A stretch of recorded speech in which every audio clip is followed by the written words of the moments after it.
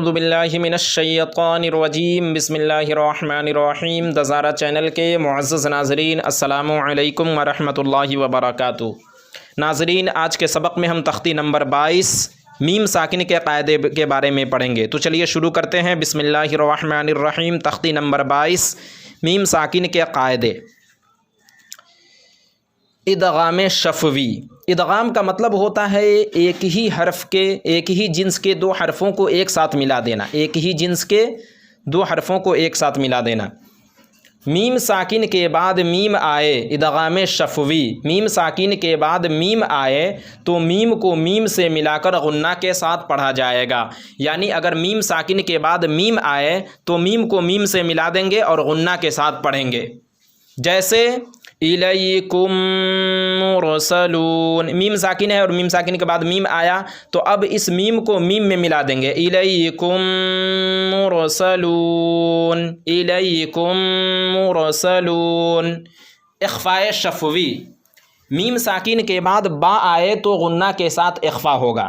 میم ساکن کے بعد اگر با آئے تو غنہ کے ساتھ اخفا ہوگا۔ جیسے ان ربهم بهم، ربهم بهم، یہاں دیکھیں میم ساکن ہے اور میم ساکن کے بعد با آیا تو اخفا کے ساتھ غنہ ہوگا۔ یعنی ناک میں تھوڑی دیر آواز کو روکنے کا نام غلہ کہلاتا ہے۔ اخفا کا مطلب چھپانا ہوتا ہے۔ تو اب ہم یہاں پر غنہ کے ساتھ اور اخفا کے ساتھ پڑھیں گے، کیونکہ میم ساکن کے بعد میم آئے تو غنہ کے ساتھ اخفا ہوگا۔ ان ربهم بهم، ربهم بهم۔ اسی طرح اظہار شفوی۔ اظہار شفوی، میم ساکن کے بعد با اور میم کے علاوہ کوئی اور حرف بالخصوص واو یا فا آئے تو میم کو ظاہر کر کے پڑھنا چاہیے۔ میم ساکن کے بعد با اور میم کے علاوہ، کیونکہ اگر با آئے گا تو اخفاء شفوی ہو جائے گا، اور اگر میم آئے گا تو ادغام شفوی ہو جائے گا، اور با اور میم کے علاوہ اگر کوئی حرف آ جائے تو میم کو ظاہر کر کے پڑھنا چاہیے۔ بالخصوص واو یا جب آئے، واو یا بالخصوص واو یا فا آئے تو ظاہر کر کے پڑھنا چاہیے۔ جیسے اردو میں ہم تم کی آواز، ہم تم، اس طرح نہیں پڑھا جاتا بلکہ ہم تم، اس طرح صاف طریقے سے۔ تو چلیے میں آپ کو پڑھ کر بتاتا ہوں۔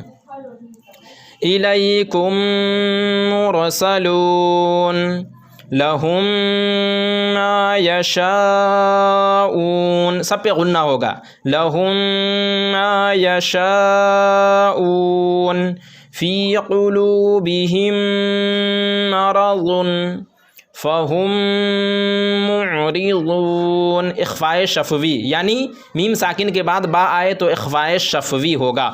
ان ربہم بہم ترمیہم بحجارۃ وما ہم بمؤمنین فبشرہم بعذاب، فبشرہم بعذاب۔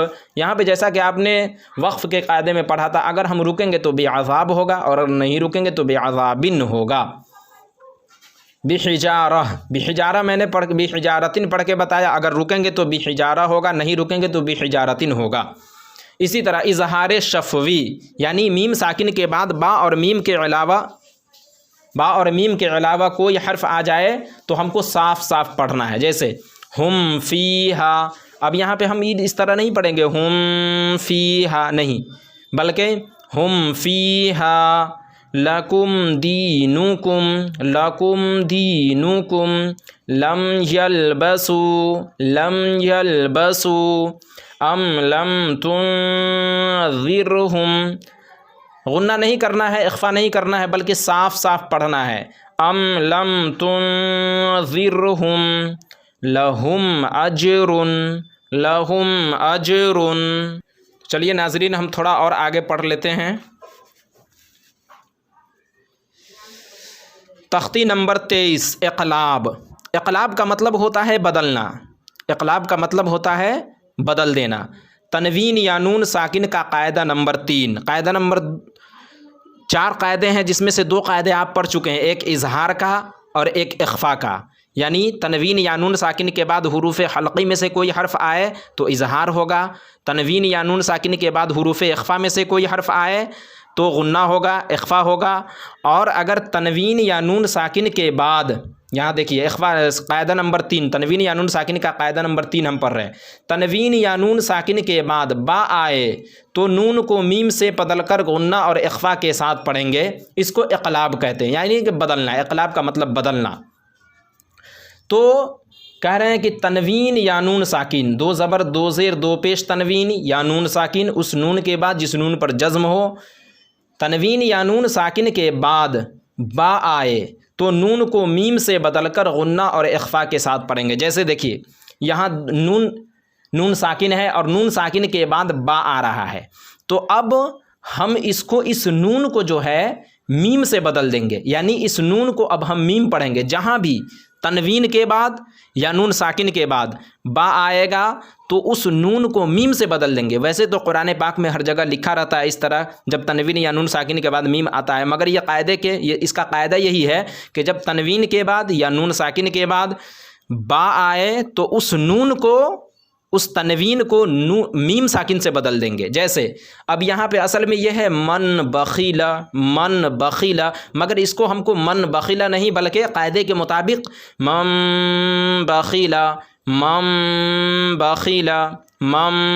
بخیلا۔ اسی طرح لنصفعا بالناصیہ، یہاں دیکھیں 2 زبر تنوین ہے اور اس کے بعد با ہے، تو اب ہم لنصفعا بالناصیہ نہیں بلکہ لنصفعا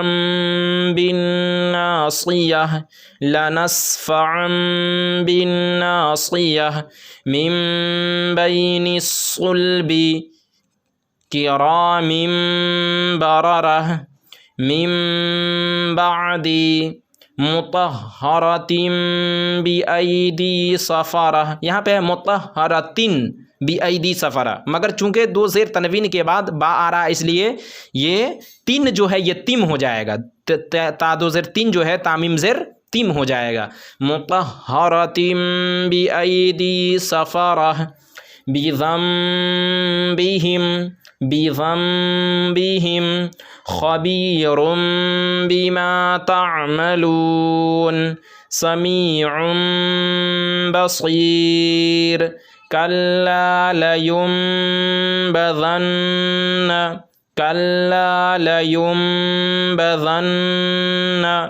علیم بذات الصدور رجع بعید رسول بما لا تہوی۔